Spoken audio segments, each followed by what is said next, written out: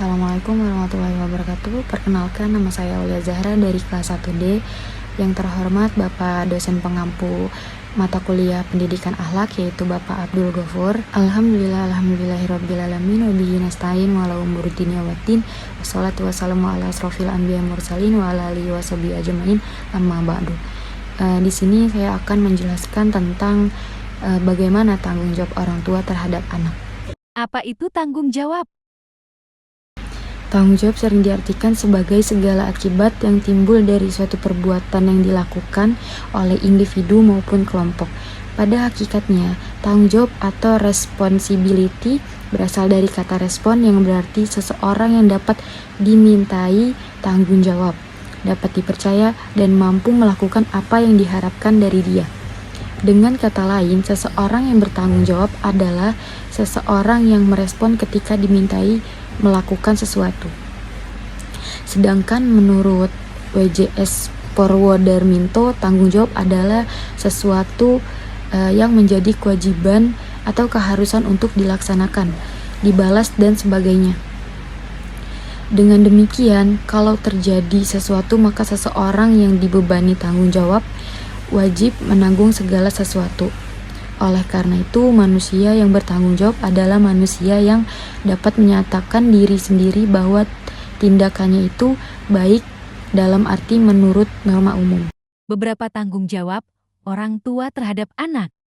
Ada beberapa tanggung jawab orang tua terhadap anak, yaitu 1. Pemberian kebutuhan dasar. Orang tua wajib memenuhi kebutuhan anak baik secara fisik maupun kesehatan, sebagaimana firman Allah dalam Quran surat Al-Baqarah ayat 233 yang artinya, dan para ibu hendaklah menyusukan anak-anaknya selama 2 tahun penuh, yaitu bagi yang ingin menyempurnakan penyusuan, dan kewajiban ayah memberikan makan dan pakaian kepada para ibu dengan cara yang ma'ruf. Yang kedua yaitu memberikan pendidikan dan pengembangan diri. Pendidikan adalah hak setiap anak. Orang tua bertanggung jawab mendidik anak agar menjadi pribadi yang lebih baik, yang beriman dan berakhlak mulia. Sebagaimana sabda Rasulullah dalam hadis riwayat Bukhari dan Muslim yang artinya, setiap anak dilahirkan dalam keadaan fitrah yaitu suci, maka kedua orang tuanya lah yang menjadikan dia Nasrani, Yahudi dan Majusi. Yang ketiga yaitu memberikan perhatian dan kasih sayang. Kasih sayang adalah aspek yang penting dalam mendidik anak. Anak membutuhkan perhatian dan cinta orang tua agar bisa tumbuh menjadi lebih baik. Yang keempat yaitu memberikan contoh yang baik, karena orang tua adalah teladan bagi anak-anak mereka. Anak-anak cenderung meniru apa yang mereka lihat dari orang tua mereka. Yang kelima, mengajarkan kemandirian. Mempersiapkan anak untuk hidup mandiri adalah sebuah bentuk kasih sayang orang tua terhadap anak. Hal ini termasuk mendidik anak agar dapat bertanggung jawab atas dirinya sendiri di kemudian kelak. Yang keenam dan yang terakhir itu orang tua wajib memberikan perlindungan fisik maupun mental. Orang tua wajib melindungi anak dari segala bentuk bahaya apapun, secara mental maupun fisik. Terdapat sabda Rasulullah, hadis riwayat Bukhari dan Muslim yang artinya, setiap kalian adalah pemimpin dan setiap pemimpin akan dimintai pertanggungjawaban atas apa yang dipimpinnya. Apa itu pendidikan Islam? Pendidikan Islam adalah lembaga pendidikan yang dikelola, dilaksanakan dan diperuntukkan untuk umat Islam. Oleh sebab itu, lembaga pendidikan Islam menurut bentuknya terdapat menjadi 2, yaitu lembaga pendidikan Islam di luar sekolah dan lembaga pendidikan Islam di dalam sekolah. Keluarga secara normatif termasuk ke dalam pendidikan di luar sekolah. Islam memandang keluarga sebagai salah satu bentuk lembaga pendidikan karena dalam keluarga berlangsung pula proses pendidikannya. Beberapa hal dalam menjaga anak.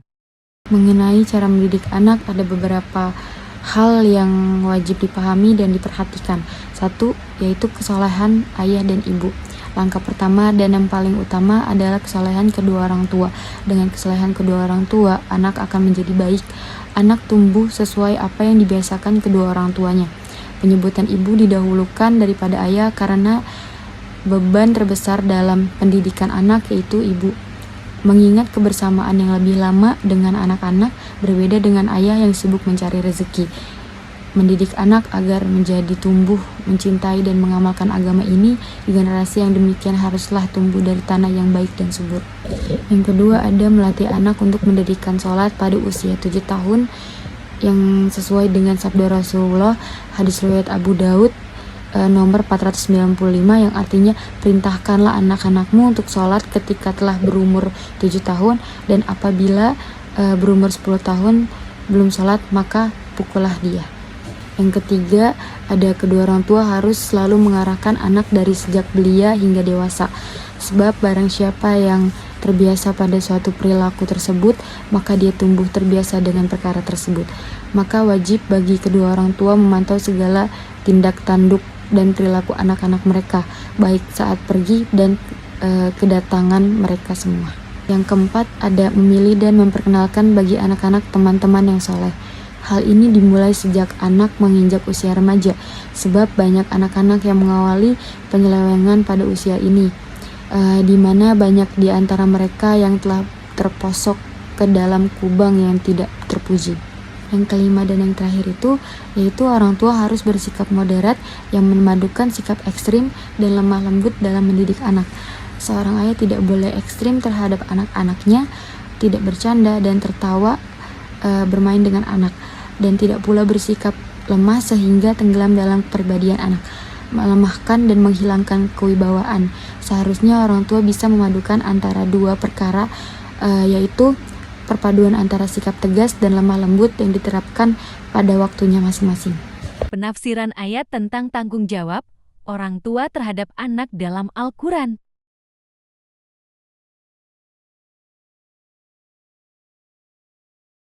Kesimpulan.